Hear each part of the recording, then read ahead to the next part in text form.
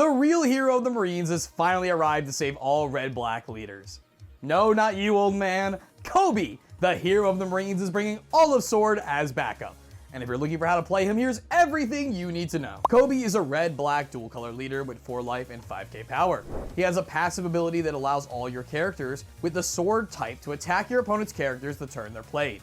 He also has a once per turn ability that triggers if your Navy type character with 7k base power or less will be removed from the field by an opponent's card effect. You can instead place 3 cards from your trash on the bottom of your deck in any order. Lightning quick attacks while being insulated by removal. That's a spicy combo. But Navy has primarily been a black-based archetype centered around cost reduction and effect removal.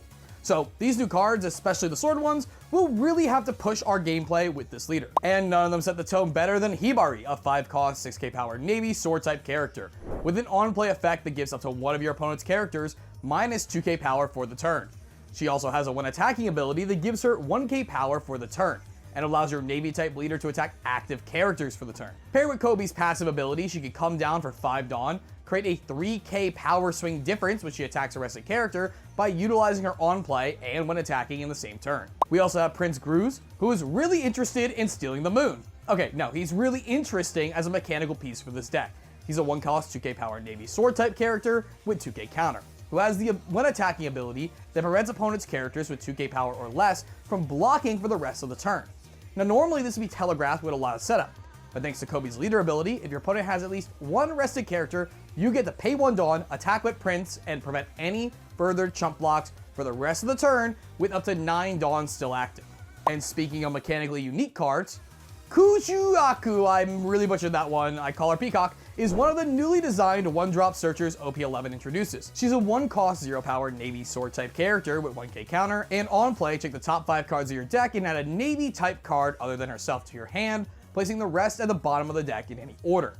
Then, in exchange for foregoing the usual 1 cost, 2k power stat line on searchers, she's been given an Activate main ability that lets you give up to one of your characters 1k power for the turn by trashing her, theoretically giving you access to 11 Dawn in 1 turn when you have 10 active and activate her effect. These new 1-drop designs are pretty interesting, and will take some time to get used to and really learn how to evaluate them. But let me know in the comments what your thoughts on them are already. There's a ton in OP11 to try out. OP11 also introduces a new cycle of 2Ks that are vanillas, meaning they have no ability, but as such, they have a higher stat power to cost ratio. For this deck, we get X-Drake, who's a 6 cost, 7k power Navy sword type character with a 2k counter, which is nice when you need to throw something into your opponent's board in a pinch, thanks to leader ability. And before I get into the bad news, let's start with some good news.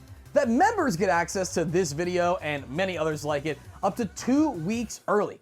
Our thanks to you for supporting the channel. Now to the bad news.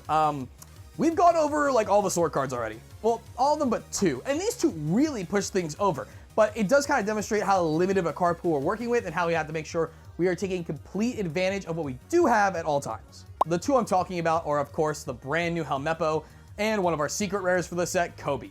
These 2 are extremely powerful on their own, but completely blow your opponents out when used together. So let's break it down by starting with Koby. Koby is an 8 cost, 9k power Navy sword type character with on play up to one of your characters can also attack active characters this turn. With Koby's leader ability, you can easily play him, target himself with ability, and smash an active character. And in doing so, use the second ability he has, which is when attacking, place 2 cards from your trash on the bottom of your deck in any order. Up to one of your leaders or characters gets 1,000 power until the end of your opponent's next turn. This doesn't just help push aggression onto your opponent's board, but also helps you insulate a leader or character from crackback on their turn. But Helmeppo really is the one that pushes Koby over the top. Helmeppo is a 6 cost, 7k power Navy sword type character. With on play, you may trash 1 card from your hand. Draw 1, then play up to 1 sword type character, cost 8 or less other than Helmeppo, from your trash. Then, place that character on the bottom of the deck at the end of the turn, which means for 6 Dawn, you can first play Helmeppo, filter a card, or set up the Koby in trash. Play the Koby, establishing a 7k and a 9k power character, both of which can attack characters this turn. Koby triggers, allowing something to attack an active character, preferably himself, and generate another 1,000 power boost. Then with Leader's effect, Koby and Helmeppo crash into your opponent's board before Koby is sent to the bottom of the deck. Anytime I play this combo, and especially on Kurt, it feels like landing a perfect headshot on terminal. And that reference either really hits you or really dates me.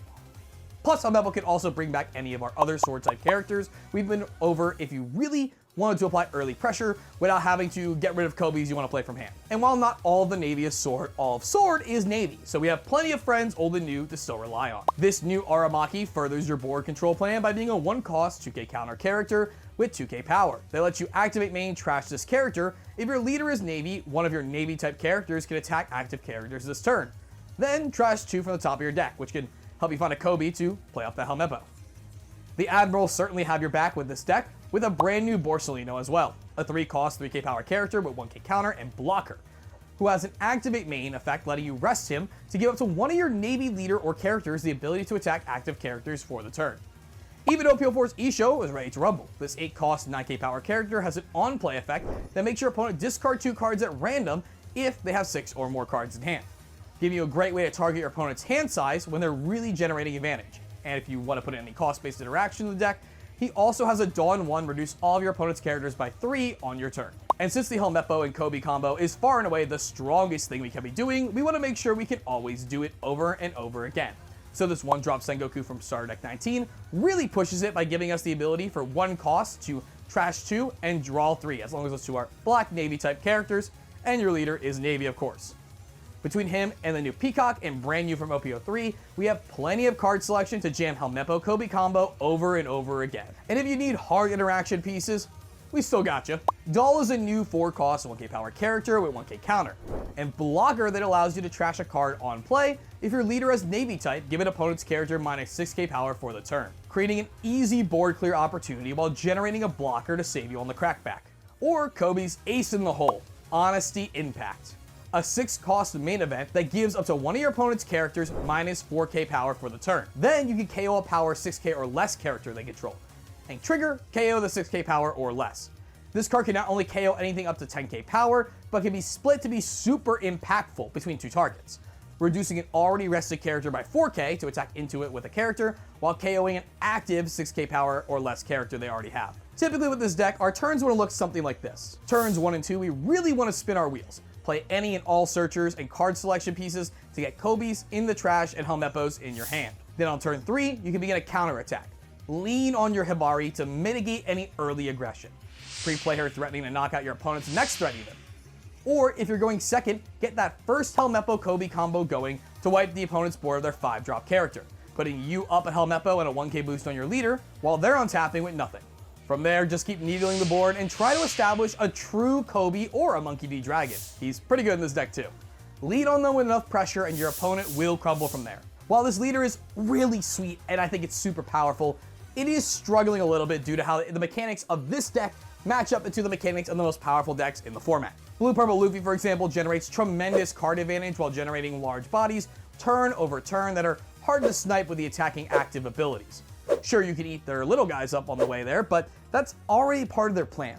Or a deck like Yamato, where they commit very little to the board for your mechanics to gain value, and instead smash your face before dropping larger bodies that are harder to remove in combat. But where there's a buggy in the meta, you're doing great. They want to sit back and build a 5-character board. You're going to say, nah dog, that active character is a target, and you're going to smash, smash, smash, eat their hand, eat their board. And meanwhile, aggressive decks like Zoro or Bella Betty can quickly feed your hasty attackers while you deny any follow-up by attacking their active characters and starve them out slowly. And mid-range decks like Red Green Smoker or Green Yellow Law can have their tempo completely stripped away if you can swing big into the right active character right when they're trying to set up. And if you're looking for a place to start, here's a couple of lists that took first place at a local flagship tournament in Japan. And let me know in the comment section down below or in Discord if you have any cool techs you want to share with us that you're trying. And if you're looking for more OP11 leader guides or starter deck upgrade guides or more fun One Piece content, check out the channel and subscribe.